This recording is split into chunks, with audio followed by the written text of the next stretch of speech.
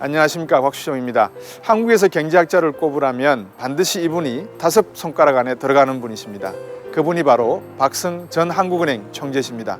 한국의 경제 위기 상황, 지금의 상황을 성장의 위기와 분배의 위기로 말씀하고 계십니다. 이 말씀 오늘 박승 전 한은 총재로부터 직접 한번 들어보겠습니다.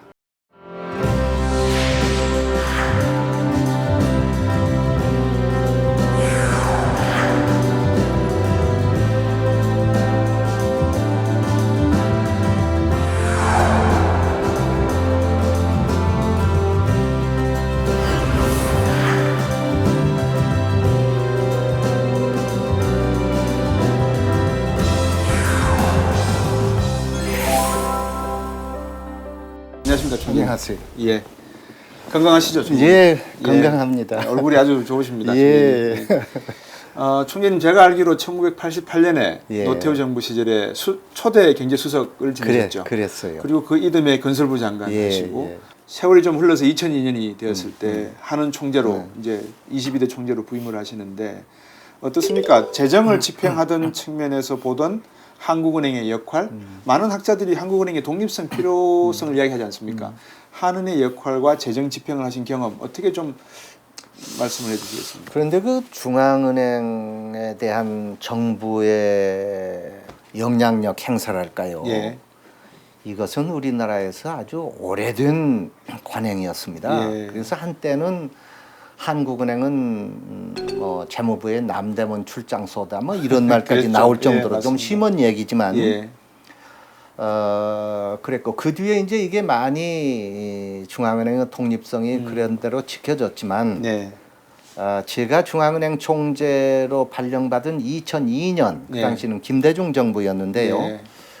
그때만 하더라도 그런 관행이 일부 남아 있었습니다. 예. 그래서 예를 들면은 금리 결정 때는 금융통화위원들한테 전화를 해서 네. 뭐 좀 어떤 영향력을 행사한다 이런 게 그 많지는 않았지만 예. 아무튼 그런 게 있고 그래서 이거 안 되겠구나. 네. 이거 하는 독립성을 네. 보장하기 위해서는 한은법을 고쳐야 되겠다. 예. 그렇게 생각을 했죠. 예. 그래서 2003년에 예. 당시 그 새누리당 재경위원장으로 계신 나오연 씨가 네. 있었는데 예. 그분과 협력을 해서 예. 그분의 협조를 얻어서 한은법 개정을 추진했습니다. 예. 그래서 예. 그때 한은법을 고쳐서 지금 한국은행 부총재가 당연직 금융통화위원이 되어 있습니다. 예. 그리고 그 전에는 한국은행의 모든 예산이 재무부의 그 승인을 받아야 했는데 네. 지금은 그럴 필요가 없게 됐어요. 독립적으로 예, 그냥 예산의 예산. 독립성을 이제 예. 보장받고 막 이런저런 독립성을 강화하는 조치들이 그때 예. 이루어졌습니다. 총재님께서 이제 경제학에서는 우리가 흔히 케인지안 학파다, 또 통화론 신고전 학파다 이렇게 학파를 나누지 않습니까? 통화 쪽을 강조하면 고전 학파라 그러고 시장 경제 자율성 그리고 이제 정부의 간섭이나 이런 재정 측면을 강조하는 건 케인즈 학파라고 하는데 어떻습니까? 양쪽을 이렇게 다 한번 경험해 보시고 정책에서 중요한 위치에 계셨다 보니까 경제 정책을 하는데 어느 게 가장 중요하다 이렇게 이야기할 수 있는 부분이 있습니까? 글쎄, 그 일반적으로 그렇게 말하기는 어렵지 않나 싶습니다. 예. 재정 정책과 통화 정책은 함께 조화를 이루어서 네. 나가야 하고 예. 지금 그 신고전학파 또는 신자유주의가 있다 하더라도 네. 그 단점을 보완하는 데는 역시 케인지안의 경제 사상이 필요하거든요. 네. 그래서 서로 보완 관계가 있어야 한다 이렇게 봅니다. 네, 어떻습니까? 우리가 60년 이후에 한강의 기적이라고 하는데 이 산업화의 근간이 되었던 하나의 그 뿌리 그거는 어디에 그 원인이 있다고 총재님께서는 생각하고 계십니까? 역시 국민의 열정과 교육 예. 그 영향이 크지 않았나 이렇게 봅니다. 우리가 산업화를 이룰 당시에 우리 교육은 그 당시는 그 교육이 보편화되어 있지 않은 상황이었고 네. 그렇게라도 그때 전쟁 중에도 국민 교육이 이루어졌기 때문에 네. 산업화에 대한 욕구가 생겼고 산업화가 제대로 추진된 것이 아닌가 이렇게 생각을 합니다. 예. 그런데 다행히도 우리나라 민주화도 산업화처럼 압축적으로 이루어졌다고 생각합니다. 네. 그래서 우리나라 민주화가 뒤늦게 후행했지만 지금 보면 다른 어떤 나라보다도 민주화가 잘된 예. 것이 아닌가. 여기에는 역시 우리 당시 그 학생들의 예. 공헌이 컸다고 봅니다. 예. 제가 그 교수였을 때 매일 학교에 나가면 스크램 짜고 학생들은 교문을 뛰쳐나가고 그랬었죠. 체류탄 싸움을 하고 예. 이제 그 경찰이 체류탄을 쏘면은 학생들은 투석으로 맞서고 그러니까 예. 그 당시 중앙대학 앞에 그 보도블록을 다 철거하고 콘크리트를 해버렸어요. 예. 이제 이렇게까지 했지만 네. 그때 그 학생들이 참 어떻게 보면 참 너무 과격하지 않느냐 이런 생각도 할 수 있겠지만 네. 지금 지나고 보니까 예. 그 학생들이 자기 개인의익을 위해서 그랬던 것이 아니고 예. 그런 만큼 그 학생들이 다 지금 사회 지도층이 돼 있어요. 나라와 민족을 위해서 일을 하시고 그래서 계십니다. 예. 역시 그 잠재력이 있었구나 그런 생각을 합니다. 예. 좀.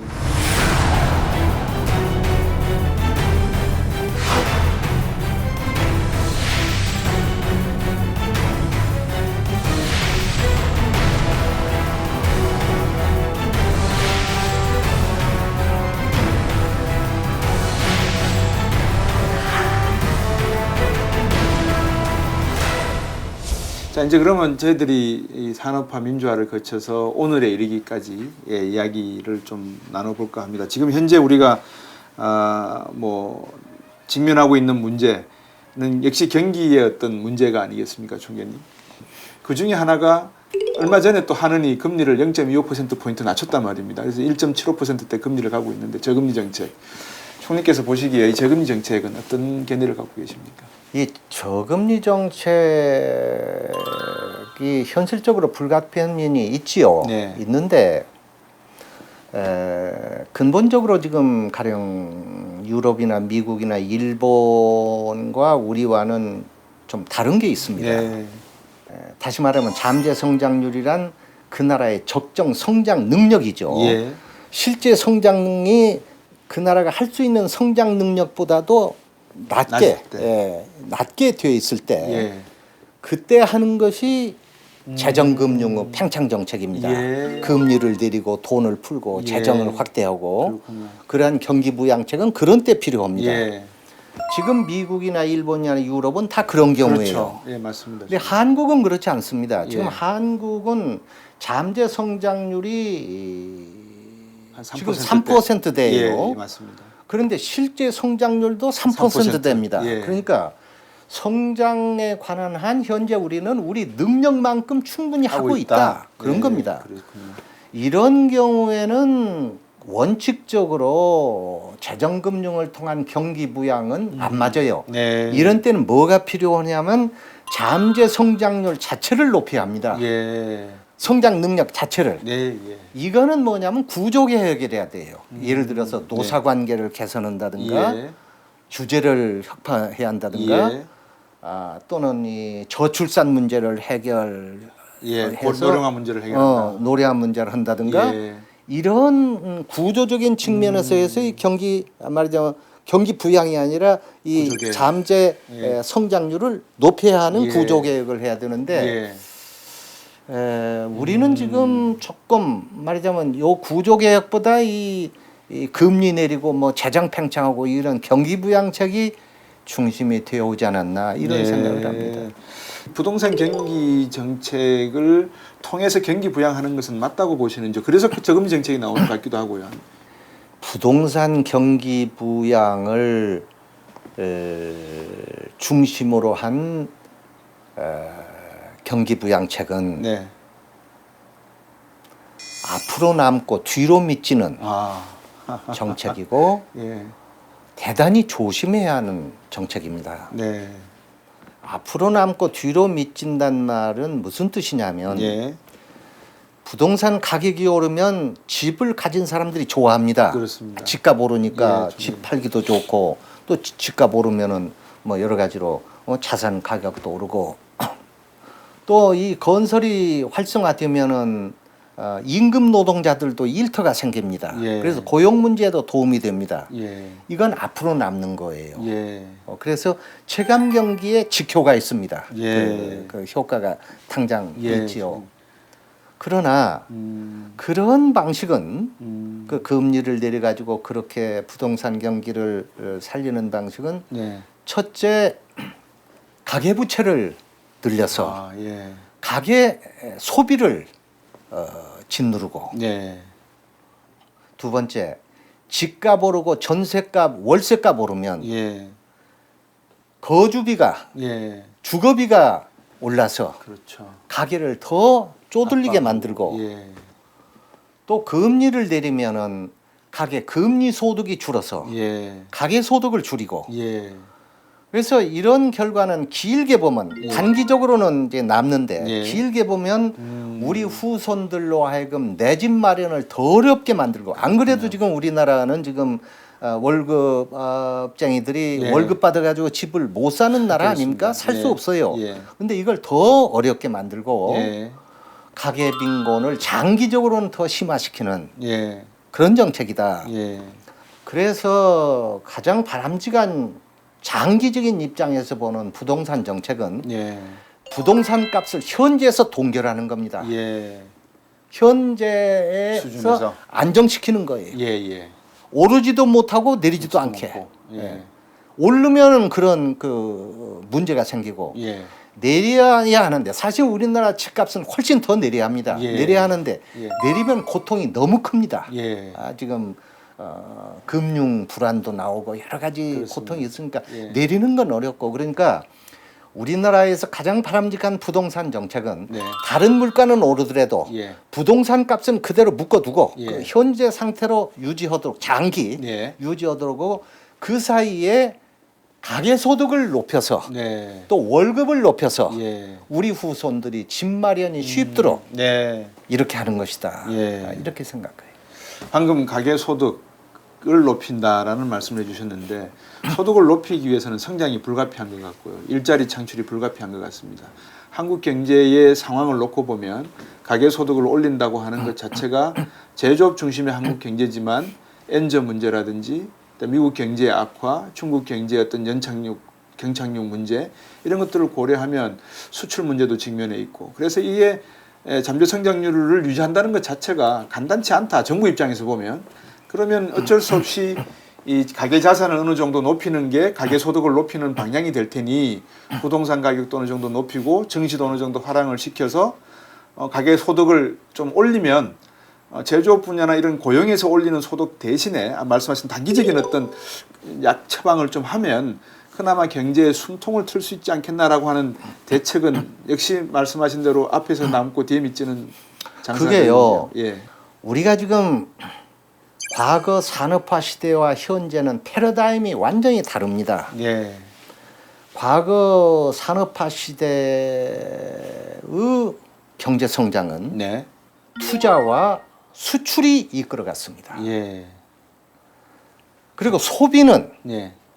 오히려 성장을 훼손하는 요인이었어요. 예. 그래서 우리가 저축 운동을 하고 그렇죠. 소비 전략 운동을 했던 금약, 겁니다. 금속, 예. 금면. 예. 그러니까 소비는 하지 말아라. 예. 예. 저축을 많이 해서 은행에 예금해서 기업들이 투자할 돈을 대줘라. 그렇죠. 그러면 기업은 그 예. 돈을 가지고 투자하고 예. 수출하고 예. 이래서 그 투자와 수출이 경제 성장을 이끌어갔던 겁니다. 네. 그러면 투자와 수출을 한 주역이 누구냐? 대기업이에요. 예. 그래서 대기업 중심의 투자와 수출 예. 이게 한국의 성장 엔진이었습니다. 예. 근데 지금 그게 아니다 아니냐? 더 이상 이걸 아니다. 알아야 돼. 예. 완전히 이 시대는 끝났습니다. 지금. 예. 그럼 뭐냐? 예. 경제 성장을 끌고 가는 희망은 소비밖에 없다. 과거와 반대입니다. 네. 소비밖에 없다. 왜 그러냐? 지금 투자와 수출은요. 네. 과거에는 두 자릿수 성장을 했어요. 그렇습니다. 그러니까 성장을 이끌어갔죠. 예. 지금 한번 찾아보십시오. 예. 지금은요. 예. 투자 증가율이나 수출 증가율이 연평균으로 1% 아니면 2%입니다. 예. 올해는 마이너스예요. 그렇습니다. 수출도 마이너스, 투자도. 예. 그러면 투자와 수출이 이와 같이 마이너스가 되고 1, 2% 늘을 때 그렇게 해서 3% 성장을 이걸 메꿔줄 데가 어디냐? 소비예요. 소비밖에 없다. 소비밖에 없어요. 예. 그래서 지금 핵심이 소비라는 겁니다. 예. 소비를 늘리는 그런 정책, 패러다임. 예. 정책이 필요하다는 것이고 예. 지금 쭉 정부에서 하는 건 전부 과거 산업화 시대의 그거예요.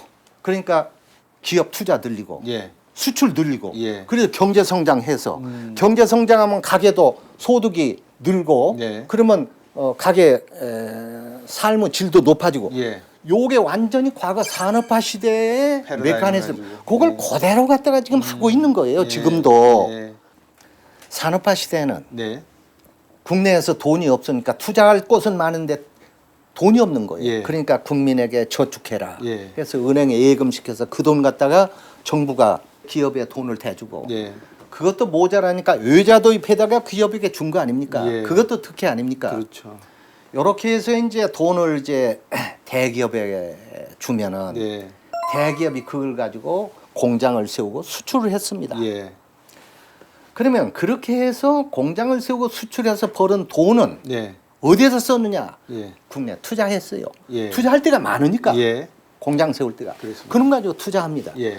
투자를 하면 그 돈이 어디로 갑니까? 가게로 가지. 월급 예. 주고 뭐 그렇습니다. 주고 뭐 예. 주고 뭐 가게로 가요. 예. 그러니까 이게 선순환이에요. 예. 그러니까 그때는 가게가 배가 고프고 허리띠를 졸라매고 기업을 도와주고 외자 도입해서 특혜를 주고 했지만 그것이 합리화할 수 있었던 거는 예. 그렇게 해서 해야만 투자가 가능했고 예. 그 투자로 인해서 이렇게 돌면서 예. 경제 성장이 됐던 거예요. 예. 그래서 1980년대, 90년대만 해도 예. 경제 성장률이 8%면 예. 기업 소득, 기업 이윤 증가율도 8%, 예. 가계 소득 증가율도 8%였습니다. 이게 예. 선순환입니다. 예. 예. 근데 지금은 그게 아니에요. 예. 이게 중요합니다.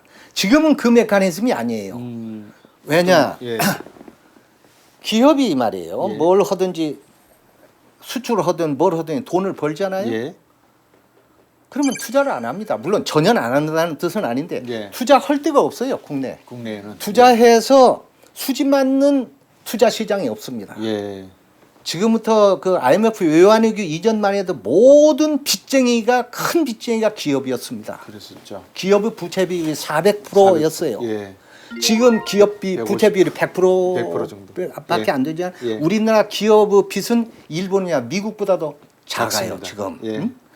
그 대신 엄청난 빚쟁이가 누구냐? 기업이 아니라 가게가 가게. 된 거예요. 예. 어?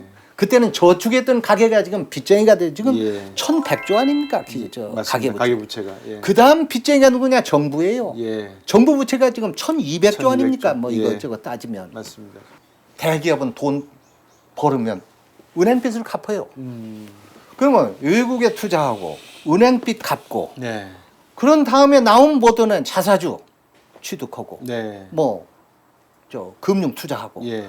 그러고도 남으면 유보로 쌓고 있는 거예요. 예. 그 유보로 쌓는 거 돈이 지금 모두 해서 700조고 700조.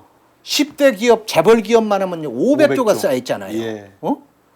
500조는 우리나라 예산보다는 많은 겁니다. 348조 정도. 그러니까 지금은 한마디로 말하면 돈이 기업들이 자금이 없어서 투자를 안 안 하는 것이 아니라 예.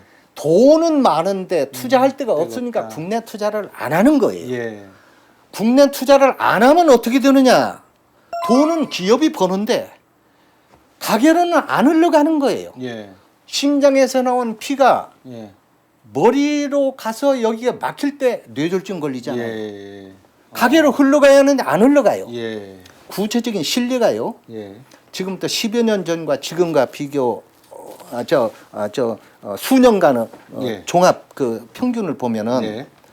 경제 성장률이 4%예요. 예.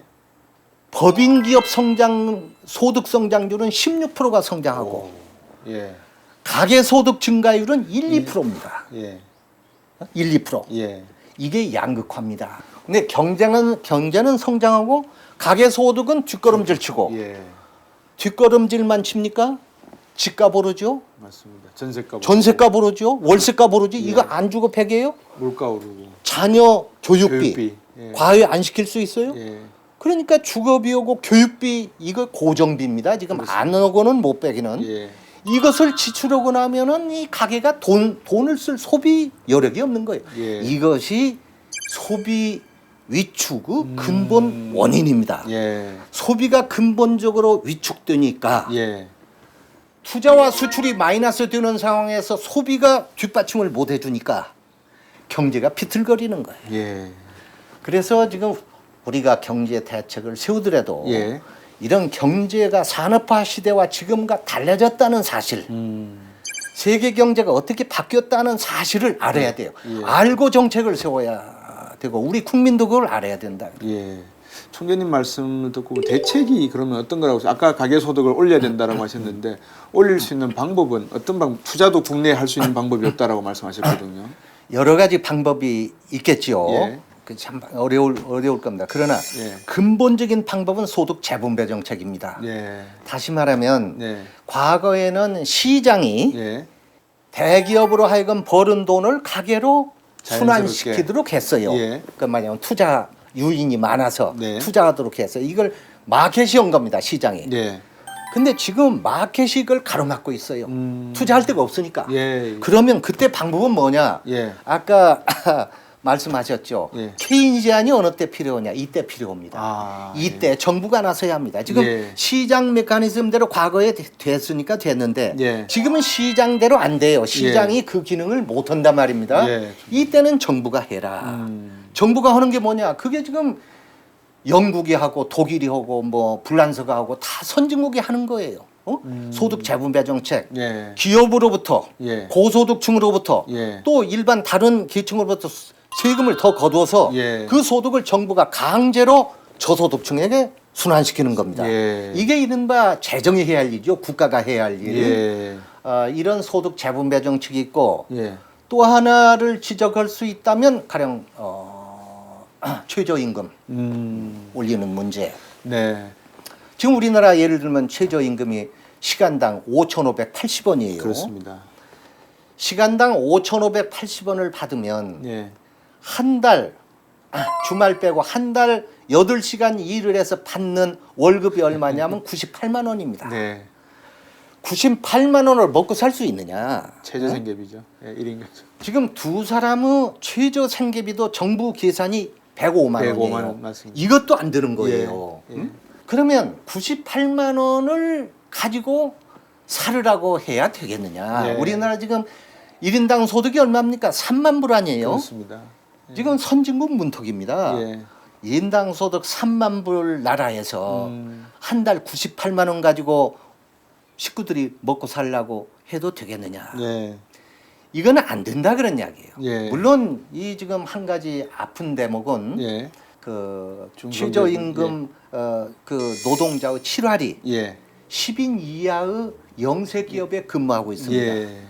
그렇기 때문에 이 최저임금을 올리면 네. 이 영세 기업들이 타격을 받아요. 예. 이건 어쩔 수 없어요. 음. 타격을 받는 것이 안타깝지만 네. 그러나 이것보다 더 급한 거는 이 한 달에 98만 원 받고 이 생활할 수 없는 이 사람들이다. 네. 따라서 이건 올려야 된다. 올리고 그 대신에 이 영세 기업에 대해서는 세금 세제 면에서 혜택을, 혜택을 준다든가 네. 그런 조치가 있어야 하고 또 네. 한편으로 보면 예. 최저임금도 지불할 수 없는 영세 기업은 네. 당장은 어렵지만 네. 길게 보면 이건 구조조정을 해야 된다. 정리할 필요가 있다. 이 정리를 해가야 한다. 네. 우리가 앞으로 이 소득이 계속 올라가는데 네. 그렇게 생산성, 예. 그 생산 단위를 계속 끌고 갈 수는 없다. 없지 않느냐. 예. 그게 현실이 아니냐. 예. 그렇게 보는 거예요. 자기 팔과 다리를 때로는 자를 필요가 물론 있다라는 어쩔 수 말씀. 없죠. 근데 일간에서는 총재님 그러다 보니까 이제 방금 말씀하신 대로 최저임금 이야기라든지 여러 이야기가 나오다 보면 이게 복지 이야기로 연결이 되거든요. 그 어떤 측에서는 복지를 더 늘려야 된다라는 측면이 있고 다른 쪽에서는 복지를 지금 상황에서는 안 된다라는 주장이 있습니다. 어떻게 이 성장과 복지 관계를 보십니까? 성장만 가서도 안 되고 복지 가서. 복지만 있어요. 두 개가 균형을 네. 맞춰가야 하는데 예. 우리나라는 이 균형이 깨져 있습니다. 예. 소득은 아까도 말씀드렸지만 1인당 소득이 3만 불로서 선진국 문턱에 있는데 네. 복지는 지금 OECD 최하 수준입니다. 그렇습니다. 국가 경쟁력 가운데 네. 복지 수준 경쟁력이 OECD 33개국 중에 33등입니다. 참. 그리고 국민 행복 지수가 네. OECD 꼴찌입니다. 예. 그리고 GDP에 대한 네. 정부의 복지 지출 비중 네. 이것이 한국이 꼴찌입니다. 예. 28개국 중에 28등이에요. 예. 1등 하는 것이 있어요. 예. 노인 빈곤율 노인 빈곤율 1등. 48% 어. 50%까지. 그리고 생활고로 인한 자살률 자살률 이것도 OECD 1등이에요. 45명. 예, 예. 이거는 좀 심한 예라고 할는지 모르나 네. 이것이 나타나는 바는 뭐냐? 음. 한국의 복지 수준은 너무 낮다 그런 이야기입니다. 우리 모든 거에 비해서 예. 너무 낮다. 예. 그래서 이제는 음. 과거와 이것도 패러다임이 달라진 게 네. 과거는 성장과 분배는 예. 상충관계였어요. 예. 과거에는 성장과 복지도 상충관계였습니다. 예. 지금은 그게 아닙니다. 예. 아까도 이야기했다시피 지금 성장은 음. 수출이나 투자가 주가 메고 아니고. 갈 수 없다. 예. 주도할 수 없다. 예. 소비가 주도를 해야 한다. 네. 소비를 일으키려면 어떻게 하느냐? 첫째, 빈부격차를 줄여야 줄여하고 된다. 가계 소득을 높여야 하고 네. 이래요. 예. 그런데 지금 우리나라는 성장하고 반대로 가는 게 음. 경제 성장이 되고 1인당 소득이 높아질수록 중산층이 두터워야 하는데 네. 우리나라는 계속 중산층이 엷어집니다. 넓어지고 있다. 중산층이 무너지고 있고 네. 경제가 성장할수록 빈곤층은 줄어야 하는데 예. 반대로 빈곤층은 늘어나고 있어요. 이런 현상을 고쳐야 한다는 것이 지금의 패러다임이다. 네. 산업화 시대가 아니다. 네. 이런 점에서 지금은 네. 복지를 늘려야 성장도 되는 복지가 늘어야 네. 소비가 늘고 살아나고.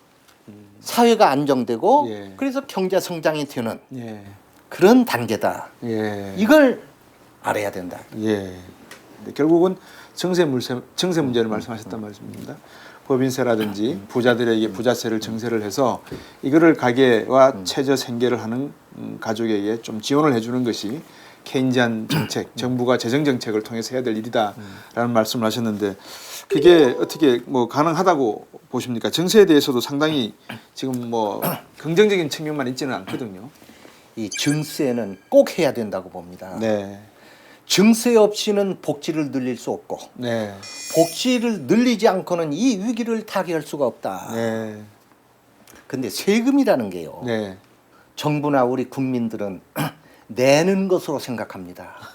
그렇죠. 세금은 내는 것이다. 뺏기는 거로 생각합니다. 예. 내가 뺏기는 것이다. 예, 누구한테? 정부한테 뺏기는 것이다. 예, 그럼 우리가 다시 물어봐야 합니다. 예. 정부는 그거 갖다가 뭐 합니까? 하늘로 날라버립니까? 외국으로 보냅니까? 예. 그게 아니잖아요. 그렇죠. 우리나라 안에 우리를 위해서 쓰는 거 아닙니까? 네, 그러니까 세금은 주기도 하고 받기도 하는 것이다.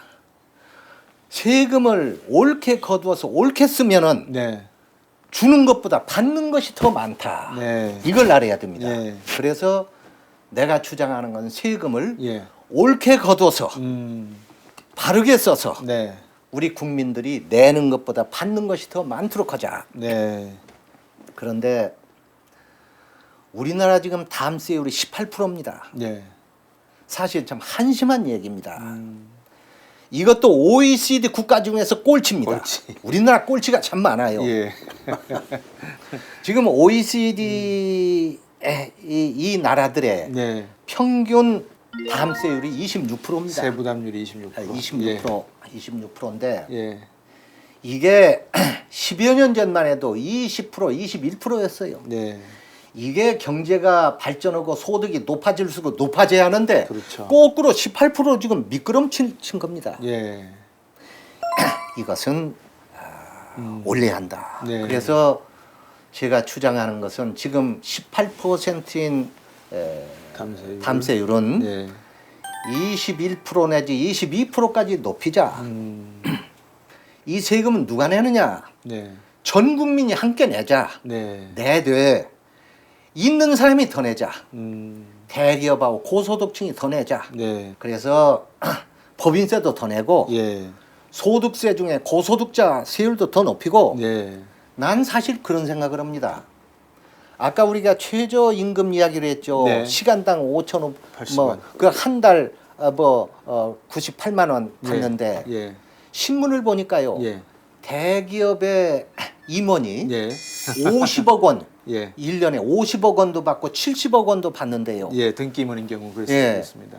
나 이런 분들은 세금을 좀 더 내야 된다.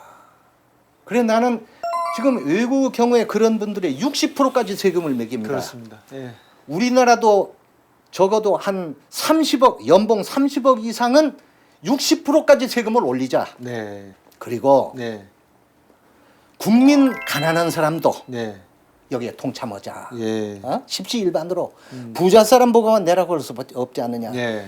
그래서 부가가치세도 올리자고 말합니다. 예. 부가가치세 이건 서민들이 내는 거 아니에요? 그렇습니다. 예. 부가가치세도 지금 예. 10%를 예. 12% 수준까지 이것도 올리자.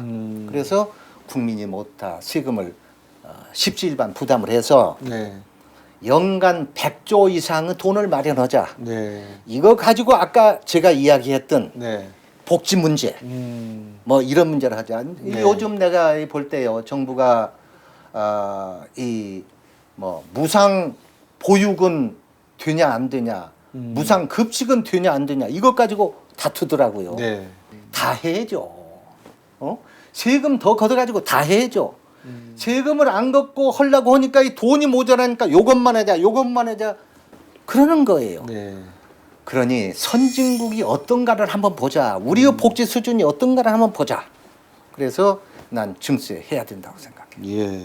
그런데 어떻습니까? 법인세 문제 말입니다. 이 법인세 올리자는 논의가 자주 나고 있는데 기업 쪽 측면에서는 경기 회복에 저해한다라는 견해도 있거든요. 어떻게 보십니까? 난 법인세 인상은 불가피하다 이렇게 봅니다. 예. 두 가지 근거에서입니다. 예. 첫째는 우리나라 법인세가 너무 낮습니다. 예. 지금 영국, 독일, 프랑스, 미국, 네. 일본 이런 선진국들의 법인세는 네. 대체로 30% 됩니다. 네. 그리고 뭐 우리보다 그 뒤늦게 발전도상에 오른 중국도 25%예요. 예. 근데 우리나라는 YS 정부 때 34%였던 것이 예. DJ 정부 때 28%로 네. 노무현 정부 때 25%로 내려갔다가 예. 이명박 정부 때 22%로 내려가서 예. 있는데 맞습니다. 현재 우리나라 법인세율이 22%는 명목이고 예. 감면세가 많아서요. 그렇죠. 실제 법인세 부담은 예. 법인기업 전체로 하면 15%고 예. 재벌기업만 한다면 13%입니다. 예. 13%라는 법인세율은 세계에서 가장 낮은 네. 저거다. 그래서 예. 법인세율을 가령 13%를 20%를 올리더라도 네. 오히려 그걸 올리고 노사관계를 좀 유연하게 해주. 유연하게 해주면 오히려 기업이 더 좋아할 겁니다. 네. 또 하나 법인세를 올려야 할 이유는 네. 과거에 그 우리가 쭉 법인세를 내린 이유는 예. 기업 보고 투자하라고 한 거예요. 그렇죠. 투자는 해야 할 때가 많은데 기업이 자금이 없으니까 네. 기업이 투자할 자금을 마련해 주기 위해서는 법인세율을 낮춰준 겁니다. 네. 근데 아까도 설명을 드렸지만 이제는 투자하고 이 자금하고는 관계가 없습니다. 기업이 쌓아놓고도 투자를 안 하니까. 예.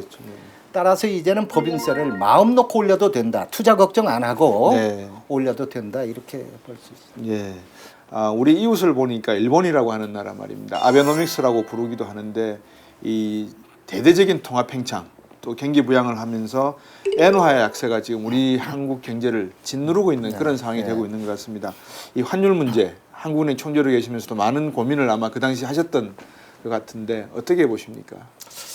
아베노믹스는 일본의 장기 불황에 대한 극약 처방입니다. 예. 일종의. 이것이 성공할 것이냐 하는 것은 아직 불확실합니다. 예. 현재 시점에서 반절은 성공했어요. 예. 엔화, 저엔, 예. 엔저, 예. 또 부동산 값하고 주가 올린 거 네. 이걸로 인해 체감 경기를 호전시킨 건 성공입니다. 네. 그러나 경제 성장률을 올리는 문제, 예. 물가를 2%로 올리는 문제는 예. 이건 현재는 효과가 없습니다. 예. 현재 경제 성장률이나 물가, 부가가치세 빼면 이게 모두 제로 수준이에요. 지금. 그렇죠. 예. 그래서 이것이 성공을 안 하면 네. 1992년의 실패로 되돌아간다. 예. 그 자산 가격 올린 것이 아, 거품 꺼지고 예. 다시금 깊은 수렁에 빠진다고 보는 것이고 네. 일본 엔저 때문에 우리가 지금 곤혹을 치르고 있는데 네. 이게 좀 상당히 갈 걸로 봅니다. 네. 우리가 지금 미국에 대해서는 원화 가치가 상대적으로 낮아요. 예. 그러나 일본과 유럽에 대해서는 우리가 높습니다. 네. 이런 상태가 꽤 갈 걸로 보는데 네. 물론 여기에 뭐 정부가 개입하는 뭐 부분적으로 개입하는 방법도 있고 여러 가지가 있지만 네. 또 단기 외자 유입을 통제한다든가 그런 법이 있지만 이건 그렇게 권할 일이 못 되고 예. 근본적인 처방은 역시 국민 소비입니다. 네. 국민 소비를 늘려서 올려서. 수입을 늘려서 경상수지 흑자를 줄여서 네. 그것이 정통 방식이다. 네. 아까도 제가 여쭤봤습니다만 지난 3월에 이제 한국은행이 금리를 1.75%로 낮추고 지금 현 단계에서 이거 더 낮아야 된다. 가계부채 문제에 대한 부담을 줄이기 위해서는 더 금리를 낮춰줘야 되는 거 아니냐 이런 이야기도 있거든요. 현 단계에서 어떻게 통화정책과 재정정책 보십니까? 이제 금리도 그게 참 그게 단순하지 않습니다. 결국은 금리 인하가 경기 부양에 효과가 있느냐 없느냐 하는 것은 네. 콕 꼬집어서 말하면 네. 금리 인하가 투자와 소비에 효과가 있느냐 없느냐로 결정이 되는데 네. 금리를 내리더라도 투자와 소비가 늘어나느냐 하는 문제는 불확실하다 그런 이야기입니다. 아까 그런 예. 플러스 마이너스 효과 때문에. 예. 좀.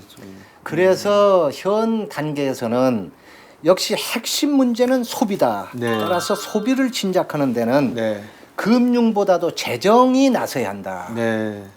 금융은 보편적인 정책이지만 재정은 소비에 포인트를 맞출 수 있어요. 예. 예를 들면은 일본에서는 정부가 예. 저소득층에 소비 쿠폰을 나눠준 일이 있습니다. 네. 이거야 100% 민간 소비를 올리는 거죠. 예. 나는 그 정책이 좋다 그러다 이 차원 문제가 아니고 예. 다시 말하면 재정은 예. 이와 같이 직접 민간 소비와 투자, 예. 투자도 정부가 대응하면 되거든요. 네. 정부가 공공 투자로. 예. 그러니까 투자와 소비를 직접 정부가 진작할 수가 있기 때문에 재정이 요즘은 금융보다도 재정이 나서야 한다 이렇게 봅니다. 네. 총재님께서는 미국의 패권 21세기에도 지속될 거라고 보십니까? 어떻게 보십니까? 저는 그동안은 이제 미국 단일 그 지배 체제 아니었습니까? 네. 이것이 앞으로는 다각화, 미국, 중국, 유럽 네. 삼각 체제로 가지 않을까 이렇게 보는데 네. 중국이 머지않아 네.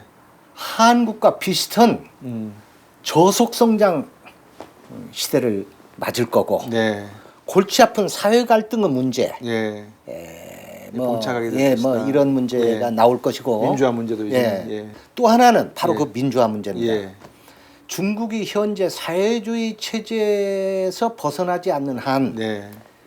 중국이 최선진국으로 가기는 어려울 것이다 이렇게 봅니다. 다시 말하면 중국의 지금 주요 기업은 다 국유 아닙니까? 네. 국영 형태의 기업을 가지고 네. 1등 국가로는 가지 못한다. 나 이렇게 보는 겁니다. 예. 이 경쟁에서. 예.